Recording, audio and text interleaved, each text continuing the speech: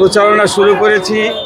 এই তাঁতিবাজার আসে শেষ হইল, আমরা সামনে আরো যাব, কিন্তু জনগণের অনেক সারা ইনশাল্লাহ।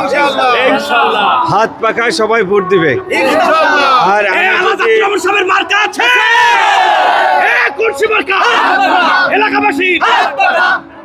আমি যদি বিজয়ী হই, আল্লাহ যদি আমাকে নির্বাচিত করে, যত এই এলাকার যত সব সমস্যা আছে ইনশাল্লাহ আমি সমস্যার সমাধান করে দিব।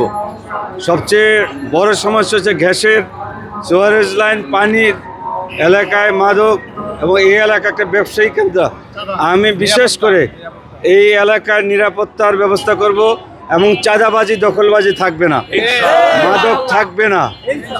আর আমরা এই সামনে যে ভোট, হাত পাখার অনেক সমর্থন, এই জন্য আশঙ্কায় আছি যে সুষ্ঠু সুন্দর নির্বাচন হয় কিনা।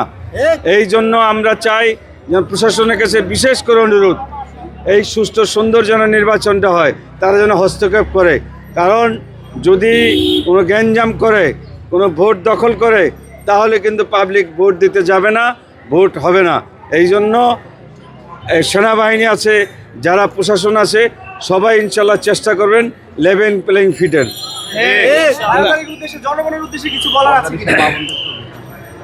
জনগণের উদ্দেশ্য তো একটাই কথা, যদি আল্লাহ আমাকে নির্বাচিত করে, তাহলে এই এলাকা ঢাকা 7 আসনে একটি মডেল টাউন করব, পরিকল্পিতভাবে একটি মডেল টাউন করব ইনশাআল্লাহ।